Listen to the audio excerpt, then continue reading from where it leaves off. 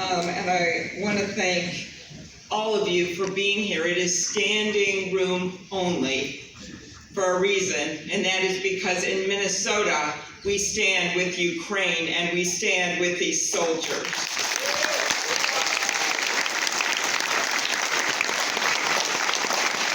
The work that we've done is nothing compared to what they've given. That's what I kept thinking as I was sitting out there. Nothing compared to their courage and their bravery. My husband, John, and I, John's here with me today, and we wanted to be here on this grim milestone to give you some hope. There's hope, first of all, in the people putting this on, right? Protest, yep, thank you so much. Unbelievable work that you've done. The Ukrainian American Community Center, Father, thank you. All the faith leaders joining us today for sending spiritual strength to our Ukrainian partners. We have spent the last 2 years, those of you of Ukrainian descent and those of you who are refugees, those of you who have people back home, you know Vladimir Putin's inhuman barbarism firsthand. You know what he has done, what he is capable of doing, and if anyone doubted it, look at what he has done. They have bombed maternity wards. They have killed political enemies. They have poisoned journalists. But through it all, he got something wrong. He thought that Ukraine would fold on day one. I was at that airfield and met with the commander of the Air Forces at that airfield outside of Kyiv, where the best Russian pilots had come in thinking they were just going to own the place. They've never been heard from again because the Ukrainians stood tall. I have been to the mass graves and the bombed out apartment buildings in Irpin, and through it all, I have seen this incredible strength. Strength not just for Ukraine and its sovereignty, but strength for democracies across the world. It literally woke up a coalition of democracies from South Korea to Japan to all of Europe up to Canada. And they realized if he can do this to Ukraine, if tyrants can act like this and we let them by with it, anything can happen. Yep. He tried to capture Kyiv, but he failed. He tried to weaponize winter so the Ukrainians would freeze, but he failed. He tried to stop the production of grain, but our friends are finding a way. And he tried to break the Ukrainian spirit, but he made it stronger. Meanwhile, this is very important for you to remember as you talk to people in community. Since this recent, and I say recent, invasion began, the Ukrainians have taken back half the territory that he invaded. And don't forget that. War is not easy. This is a bloody war. It is not something that's going to be over tomorrow like a Facebook post. But Ukrainians have taken back half the territory. They have been incredibly strong on air defense. They have made use of highly sophisticated weapons from America and from places across the globe. They have now destroyed a third of Russia's warships in the Black Sea.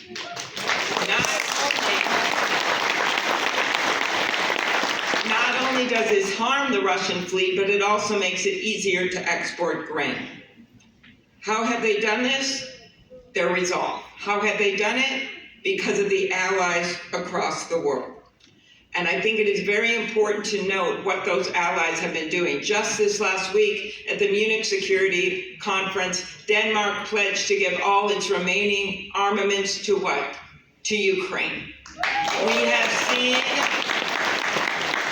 Finland pledging unprecedented support. We've seen Europe taking 8 million refugees at one point. Warsaw's population went up 10% because they took in refugees. That is going on all over Europe. And Vladimir Putin planned to take down NATO NATO is adding countries.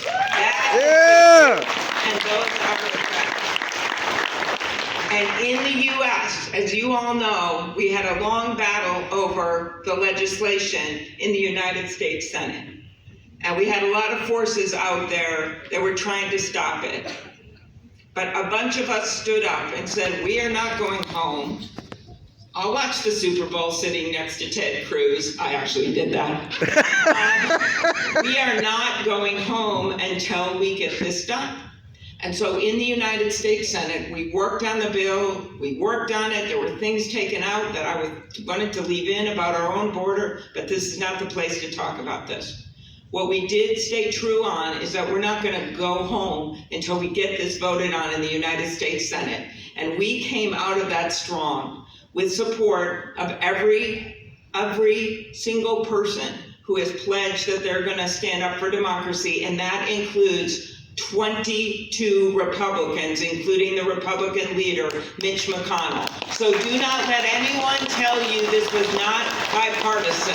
It was strongly bipartisan with a group of us that stood up with that strong, strong vote that puts us in a much better place when this bill goes over, as it is right now, in the House of Representatives. Other things you've got to remind people about is that 18 countries in Europe are increasing their help and their aid. That we have seen unprecedented support from countries like Great Britain and others. They have just pledged billions and billions more. The funding, those armaments are not made somewhere else. They're made right in America, in American factories. It helps us to increase our own readiness. And that funding is going to American soldiers that are right now on that border in Poland that we need not only to train Ukrainian soldiers and we train them on the highest quality weapons in the world, but also so that we are a deterrent for Vladimir Putin to think he can march right into Kyiv and go beyond. That's what that funding is going to. That's what the funding is going to. The last thing I wanted to talk about is our pride here in America for this community. Just a few blocks from here at Kramarczyk's, they are serving up delicious cabbage rolls, one of my husband's and my favorites. Sausages, Ukrainian meatballs. Am I making you all hungry? But they're doing something else, as are so many other companies in Minnesota. They are hiring refugees from Ukraine and giving them a new lease on life. They are making Ukrainian cookies that I got to have at Christmas that were absolutely incredible. But through it all, as we bring people in, as we have Ukrainians working at our airport, I just met a few of them last week, we know that the hardest part are for the people that were on the front line. That's the hardest part. The 100,000 Ukrainians that have been wounded, including those here with us today, and the 70,000 who made the ultimate sacrifice for their own country.